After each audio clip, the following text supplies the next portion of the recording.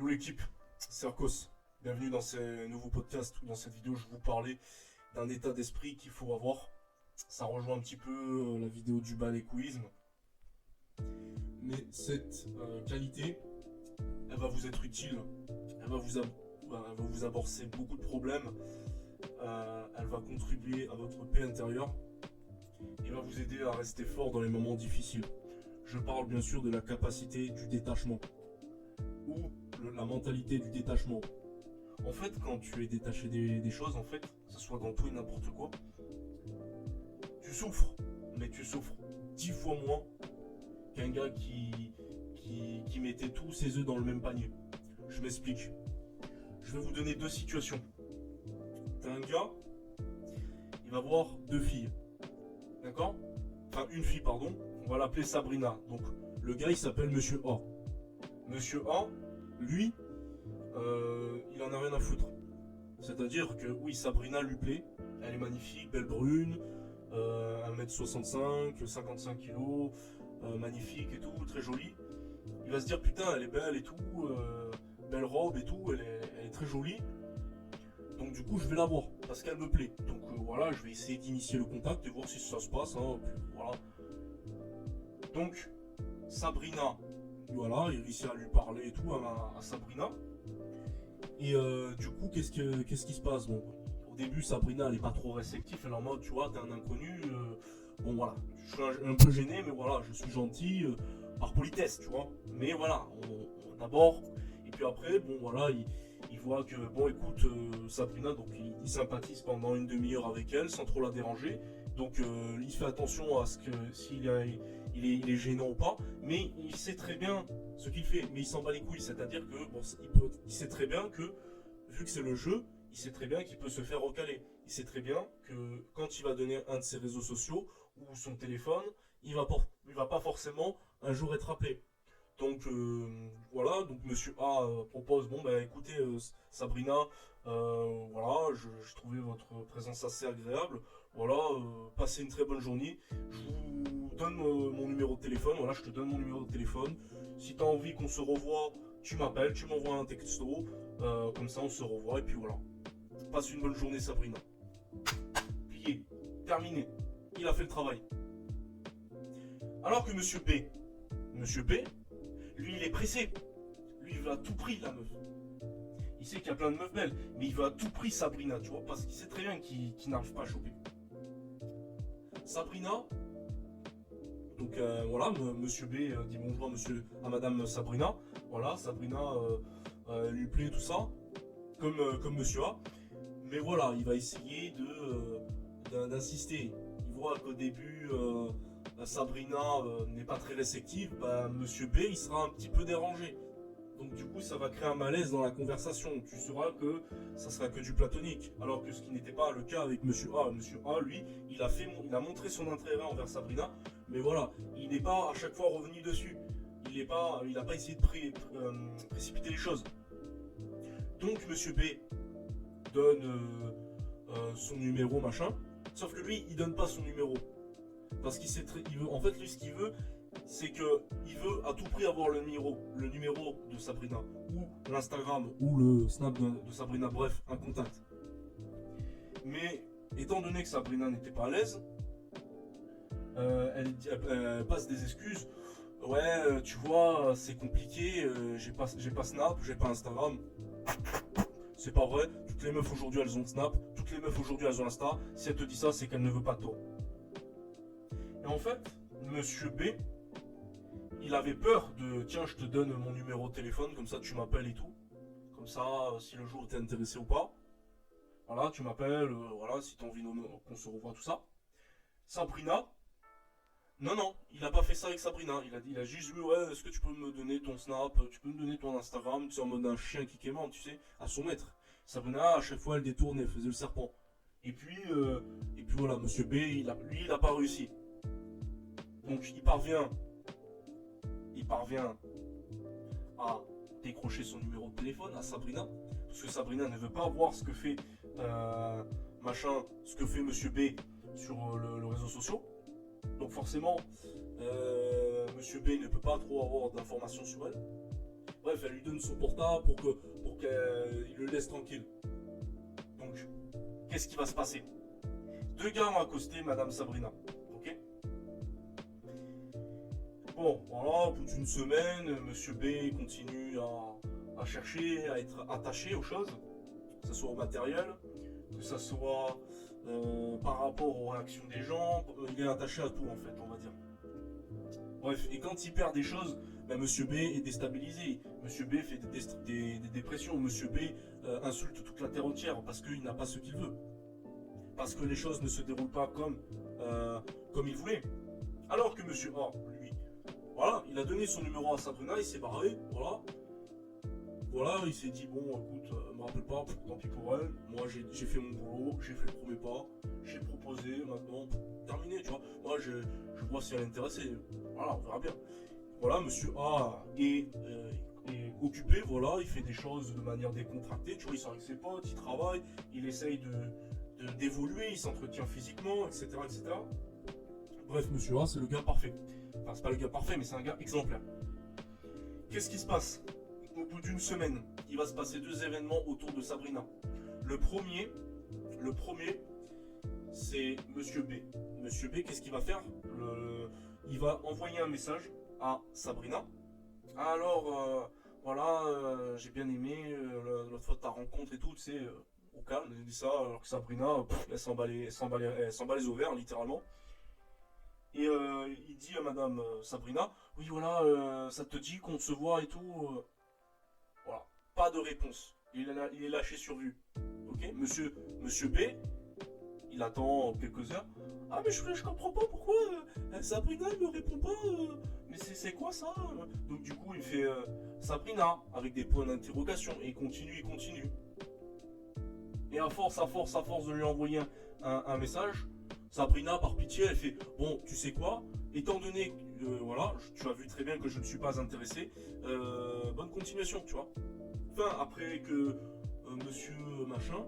Après, Sabrina aurait pu la bloquer, mais Sabrina est polie, elle est respectueuse, donc elle dit bon écoute, ça ne sert à rien que tu m'envoies 10 000 messages, je les vois tes messages, mais je suis pas intéressé.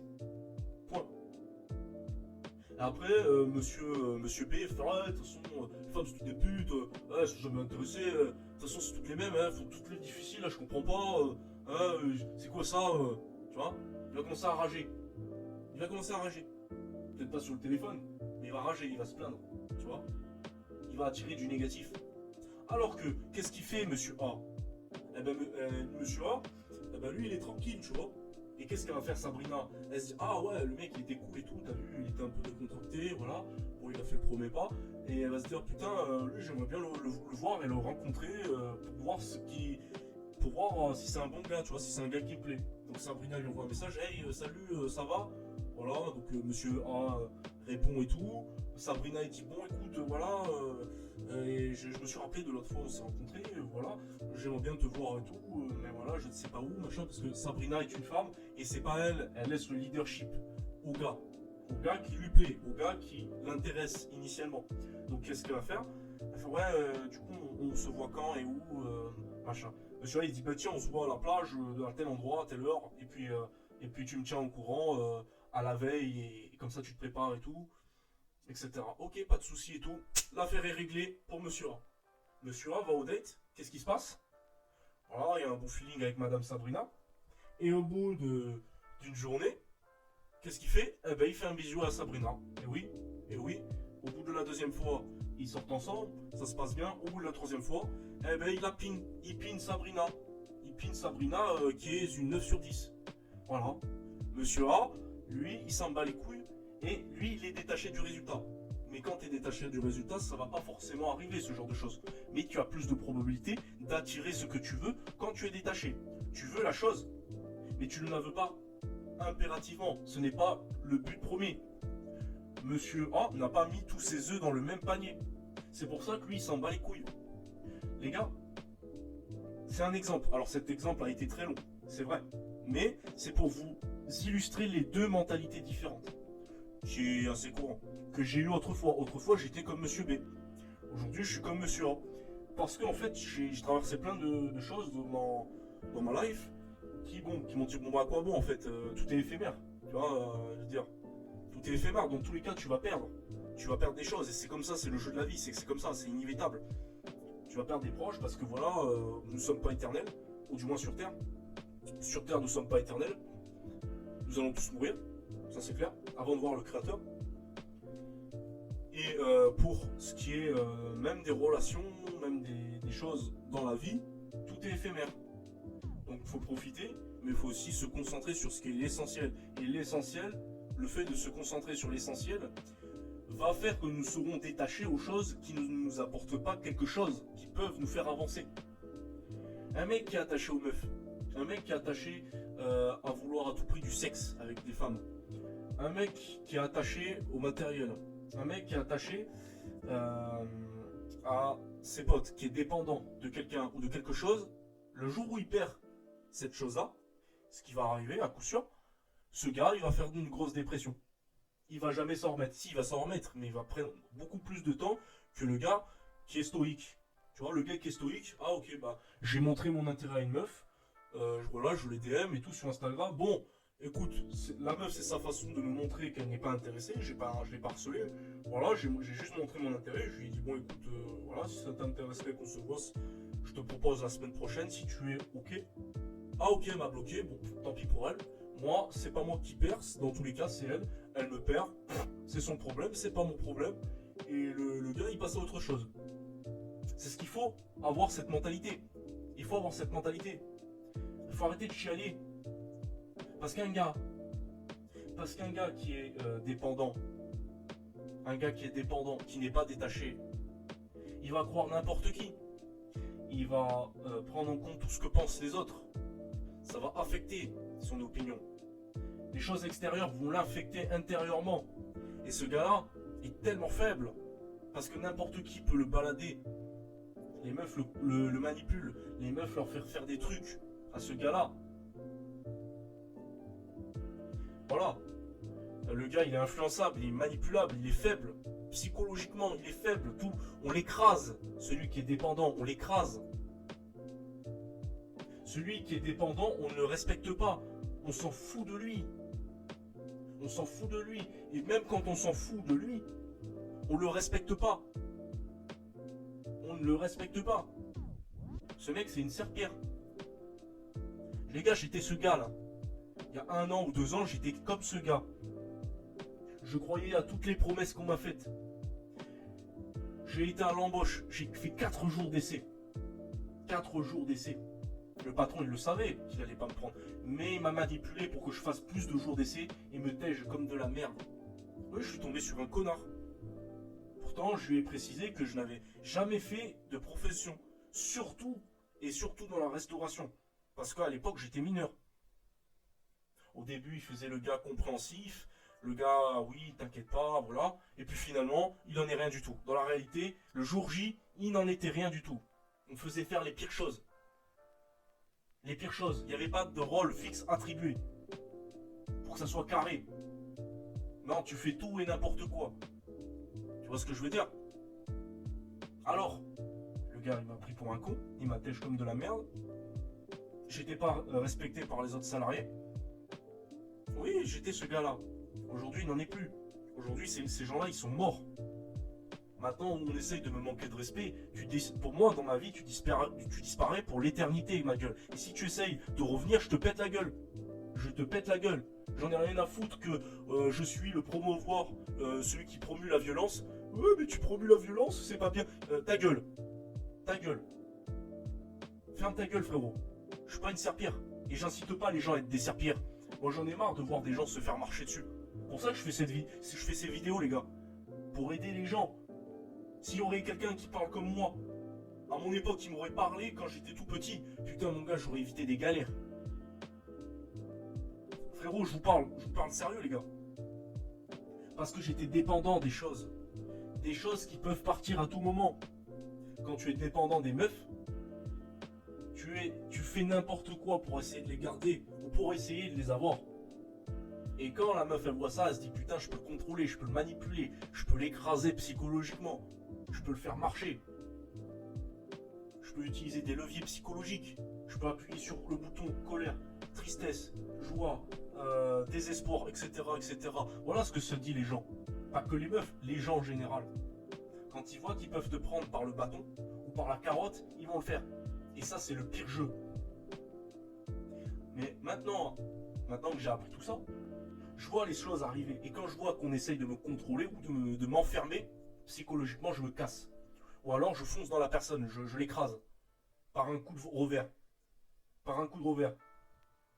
On dit que, ouais, le revers va vite revenir si tu fous la merde. Ah bah oui, ils foutaient la merde. Ils me provoquaient. Mais j'étais leur karma. Ou du moins, le karma a fait que je leur ai mis. Je les ai mis KO. Ou j'ai mis mes ennemis à terre. Parce qu'ils m'ont cherché. Par des jeux psychologiques. Par des jeux de manipulation. Ils n'arrivaient pas à me contrôler. Et ça les rendait fous. Les gars, je préfère perdre des gens et être seul ou traîner avec peu de gens qui eux sont là pour moi et peut-être ne pas être aimé des gens parce que je me laisse pas faire, je me laisse pas me contrôler, je ne suis pas la troupe, le troupeau des bêtes, les troupeaux des moutons. Je préfère être un loup solitaire, mon gars, et être respecté plutôt que le gars il est dépendant du groupe, il ferme sa gueule. Et si l'entièreté du groupe n'est pas d'accord avec lui, eh ben il doit fermer sa gueule. Moi, je veux pas être ce mec-là. Je veux pas être un suiveur. Je veux pas que les autres disent où je pisse, où je chie. C'est moi qui décide. C'est moi qui contrôle. Dieu est avec moi. Il est en contrôle de tout. Mais il nous laisse avoir le contrôle sur nos vies pour savoir qui est bon, qui est mauvais. Moi, j'essaye de faire les bons choix. Même si parfois je fais des dingueries. Hein. T'as vu, je suis pas pur. Je fais des péchés. T'as vu? J'avoue, je suis pas pur. Mais j'essaye t'as vu, d'évoluer. Moi, je veux pas me conforter ce que pensent les gens. Je veux pas être aimé de tout le monde. Avant, je voulais être aimé par tout le monde. Aujourd'hui, je ne veux pas être aimé par tout le monde. Je préfère avoir des ennemis que avoir des faux amis qui se déguisent en ennemis. Je préfère voir des ennemis facilement plutôt qu'avoir des amis qui sont en fait des ennemis cachés. Ces ennemis-là, ces ennemis cachés, ils n'existent plus. J'ai que des vrais. J'ai que des vrais qui gravitent autour de moi. Il n'y en a aucun qui veut me planter. Aucun qui va me planter. Déjà parce que le Créateur est avec moi. Et Dieu fait en sorte de dégager les mauvaises personnes de ta vie. Quand tu as prié pour. J'ai prié pour. Mes prières se sont réalisées, les gars. C'est ça. C'est ça le truc. Et depuis ça, je ne suis pas dépendant. Je ne suis pas dépendant aux gens, ce que peuvent penser les gens de moi. Je ne suis pas dépendant à ce que le patron peut me proposer. Parce que, ok, j'ai une opportunité. Ok, j'ai travaillé plusieurs jours à l'échelle. J'ai fait du cash. J'ai fait du cash au black. Ok. Ok, le patron, il était cool. Ok, il m'a dit que j'ai bien travaillé. Ok, ils étaient contents de moi. Mais je ne m'arrête pas là. Parce que je m'en suis rappelé de l'inaction qui m'a conduit l'année dernière. Parce que je comptais que sur les belles paroles d'un patron qui était en fin de compte un connard. Et maintenant, le patron, pour moi, je le trouve correct, mais tant que j'ai pas signé le contrat, je continue à faire style que je ne travaille pas. À faire style, pas style que je ne travaille pas, style que je suis pas pris. Je fais style que je suis encore à la recherche du travail. Tant que j'ai pas signé le contrat, je continue à trouver du travail. Je continue à trouver du travail, à chercher de l'emploi pour cet été, parce que j'ai pas le choix. J'ai pas le choix, je dois me développer. Je dois me développer physiquement, mentalement, financièrement et spirituellement pour pouvoir avoir le permis à avancer dans mes objectifs, les gars. Je compte sur personne, à part que sur le créateur. À part que sur le créateur. Et moi, je compte que sur moi et le créateur. Tout le reste, j'en ai rien à foutre. J'ai besoin de personne. J'ai besoin de dépendre de personne. J'ai besoin de dépendre à aucune ressource. Mon téléphone, si je le perds, ok, je serai pas bien. Mais ça va pas me tuer. Ça va pas me tuer. Si ma chaîne elle saute parce que je dis des dingueries, c'est pas grave, j'en recrée une autre. Je m'en bats les couilles si j'ai moins d'abonnés. Si mes contenus sur les réseaux sautent parce que je dis des dingueries, je dis des vérités qu'on ne veut pas entendre, c'est pas grave, j'en recrée une autre. Qu'est-ce que j'en ai rien à foutre de que je perds 10 000 abonnés. Gros, j'ai déjà fait des contenus J'avais des chaînes, une chaîne qui avait 1000 abonnés, elle a sauté. Sur TikTok, elle avait sauté à l'époque. Hein, des trucs où je m'amusais, alors que tu avais des vidéos complètement de Matrix, complètement matrixées, qui eux étaient tolérés, alors que moi qui faisais de l'humour, je me faisais sauter.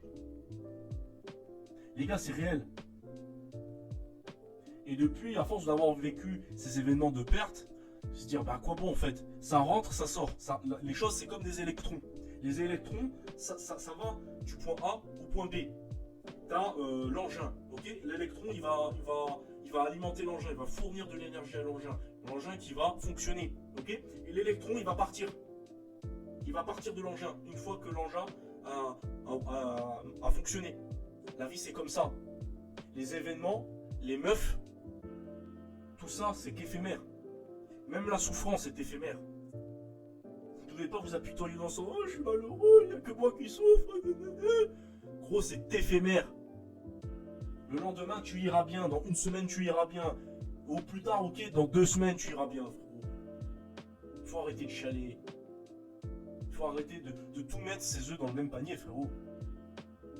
Parce que quand tu mets tous tes œufs dans le même panier, comme j'ai fait l'erreur quand l'année dernière, j'ai essayé de trouver de l'emploi, juste parce qu'un patron m'a fait une promesse, hein, m'a fait une promesse d'embauche qu'il n'a pas tenue, et qu'il le savait, hein, qu'il n'allait pas la tenir, mais qui m'avait manipulé pour plusieurs jours d'essai.